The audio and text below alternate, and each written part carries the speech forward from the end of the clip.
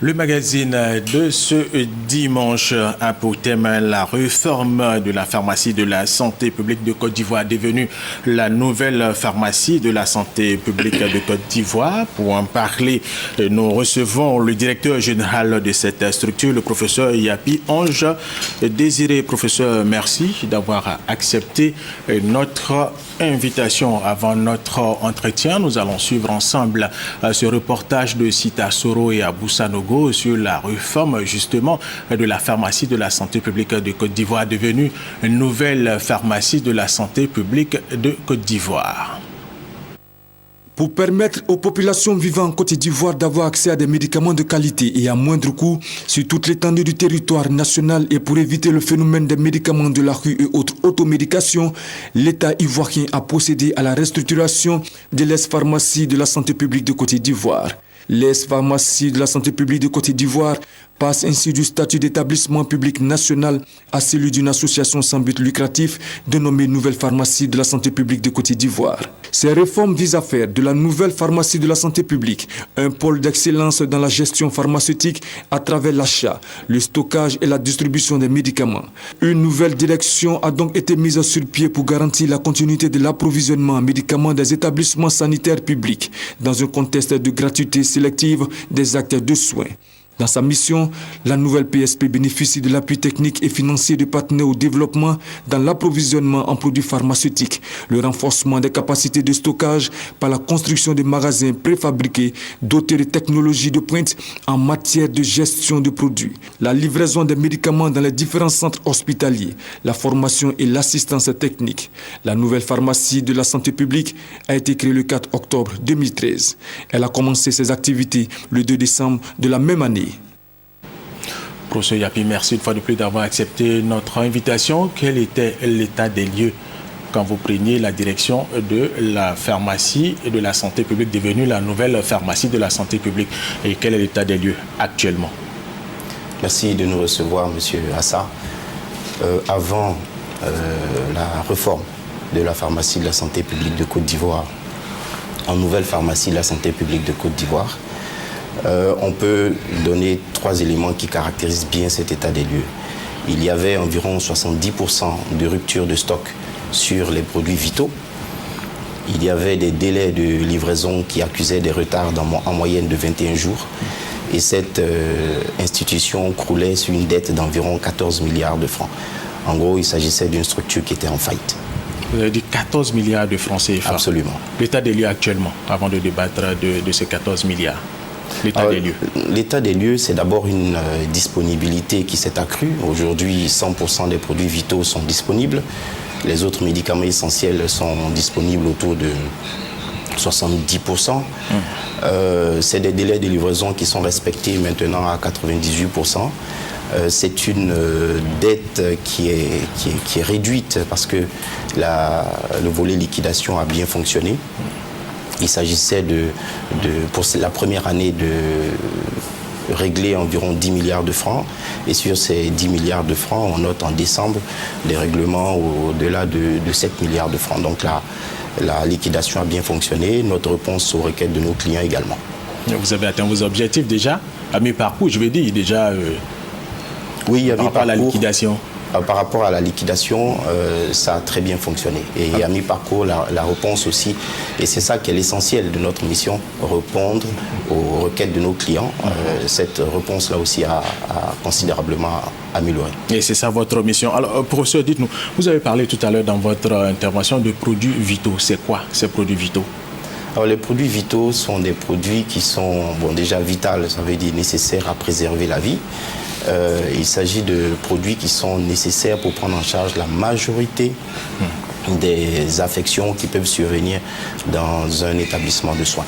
Des exemples concrets pour que la population puisse comprendre. Le paracétamol injectable. Par exemple. Vous avez un enfant qui fait de la fièvre, vous arrivez aux urgences. Il est nécessaire de pouvoir lui donner un soin qui permet de stabiliser et préserver sa vie. Le paracétamol injectable est un produit vital, donc qui maintenant est disponible en permanence au niveau de la nouvelle pharmacie de la santé publique de Côte d'Ivoire. Très bien, professeur. Comment vous fonctionnez au niveau de la nouvelle pharmacie de la santé publique? Comment vous fonctionnez? Vu que le rôle de la nouvelle pharmacie de la santé publique de Côte d'Ivoire, c'est d'acheter, de stocker, de distribuer des médicaments essentiels et des intrants pharmaceutiques donc de santé, la nouvelle pharmacie de la santé publique organise des appels d'offres qui, selon l'urgence, peuvent être des appels d'offres restreints ou des appels d'offres ouverts internationaux et donc achète sur cette base-là les médicaments et fonctionne avec ses clients sur la base d'un chronogramme. Donc tous nos clients savent sur la base d'un chronogramme qui est revu 2 fois par année quand est-ce qu'ils doivent déposer leurs commandes et à quel moment ils seront livrés. Et c'est pour cela que je parlais du niveau, du délai de dépôt, du délai de livraison qui est considérablement amélioré. Alors, qui sont vos clients et puis comment se fait le paiement de vos médicaments? Nos clients sont les établissements sanitaires publics principalement. Nos clients sont aussi les pharmacies privées pour une catégorie spécifique de médicaments. Il s'agit des stupéfiants pour lesquels nous sommes seuls à avoir l'autorisation d'en faire la commande. Comment se fait le règlement? Vous avez notre chiffre d'affaires qui se répartit entre 2 sources. D'une part, tout ce qui est réglé directement, c'est-à-dire vous allez dans un hôpital, on vous fait une ordonnance et vous allez à la pharmacie et puis vous réglez ces médicaments. Ces ressources-là sont collectées et permettent d'assurer donc la pérennité du stock.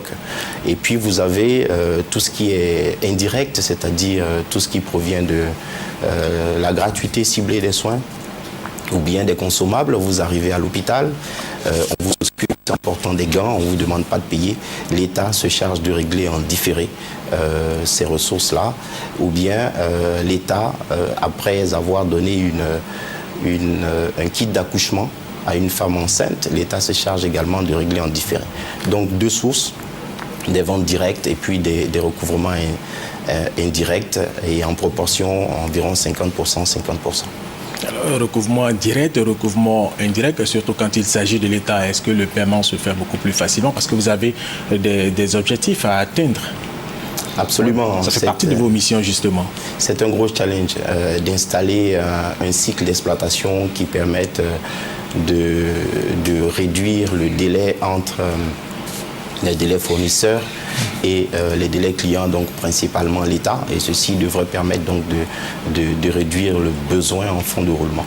Il y a des efforts considérables à faire au niveau du règlement différé. Mais c'est un processus, donc les négociations sont en cours et ça s'améliore progressivement. Alors professeur, de plus en plus, on parle de couverture de la maladie universelle. Le président de la République, Alassane Ouattara, s'est fait enregistrer il y a de cela quelques jours. Alors comment est-ce que vous allez fonctionner avec cette couverture de la maladie universelle?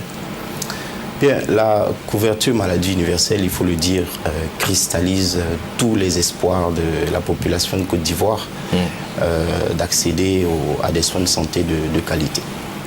Et dans ce cadre-là, le rôle de la pharmacie de la santé publique de Côte d'Ivoire est de mettre à disposition les médicaments qui sont nécessaires. Donc ça passe par une quantification efficace et ça passe également par l'installation de mécanismes qui permettent de fournir ces médicaments-là dans des délais qui sont compatibles avec les objectifs de soins. Et donc nous sommes à la tâche et donc nous allons nous adapter à ce chronogramme.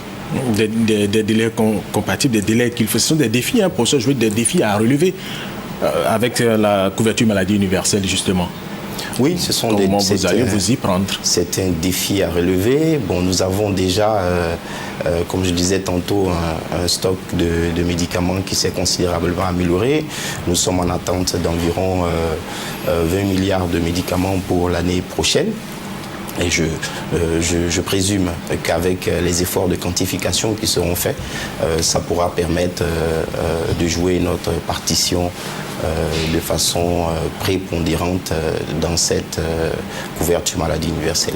Il faut noter que quand on va à l'hôpital, c'est pour avoir des soins, les diagnostics oui, mais la finalité c'est le médicament, donc nous y accordons toute son importance. Alors vous accordez toute l'importance à cela. Alors professeur, Parlant de la couverture maladie universelle, cette couverture va s'étendre sur l'ensemble du territoire ivoirien. Vous, à votre niveau, comment est-ce que vous allez fonctionner pour couvrir le territoire ivoirien? Est-ce que vous avez le personnel qu'il faut? Est-ce que vous avez les moyens qu'il faut pour desservir Odiéné, Korogo, Bondoukou, Bouaké, Daoukro, ainsi de suite? Comment est-ce que vous allez vous y prendre une fois de plus? Nous avons déjà le réseau. Il ne faut pas oublier que nous approvisionnons toute l'étendue du territoire. Nous avons le personnel aussi, le personnel de la PSP qui a une longue expérience de ce type d'approvisionnement-là. Il y a des efforts à faire. Nous attendons de nouveaux moyens en termes d'outils de manutention. Nous attendons des moyens aussi en termes de véhicules.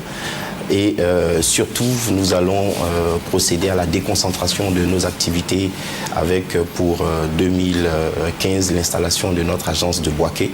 Et les autres aussi suivront. Ça permettra de rapprocher les médicaments de la population.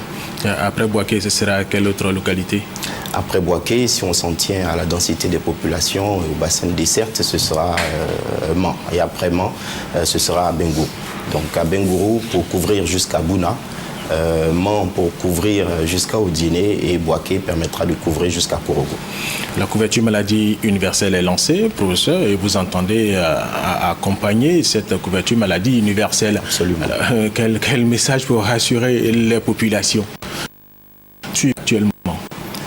Il faut rassurer les populations en disant que la réforme de la pharmacie publique de Côte d'Ivoire est une réalité. Les médicaments sont beaucoup plus disponibles qu'auparavant.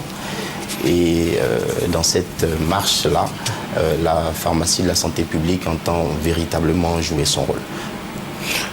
Ce sera votre mot de la fin. Nous n'allons pas nous arrêter là. Nous allons continuer cette édition et parler de l'Union des musulmans de Côte d'Ivoire qui organise des journées de consultation gratuites au profit des populations d'Abobo. Objectif, permettre aux personnes en difficulté de pouvoir se soigner gratuitement. Et c'est un reportage de Patricia Omo-Etia. Démarche lente et difficile. Kamagaté Mamadou, 72 ans, se fait aider par son fils. Sans hésitation, il se dirige vers l'équipe médicale. Il vient en consultation à l'occasion de la journée gratuite des consultations médicales. Pour mon mal, j'ai de la peine à marcher. Organisée par l'Union des musulmans de Côte d'Ivoire, en collaboration avec le district sanitaire d'Abobo, cette journée enregistre la participation de plusieurs spécialistes en santé publique et permet de diagnostiquer plusieurs pathologies. Ce sont des signes d'un syndrome cardiaque. C'est-à-dire, quand tu dis tu marches, tu prends les escaliers.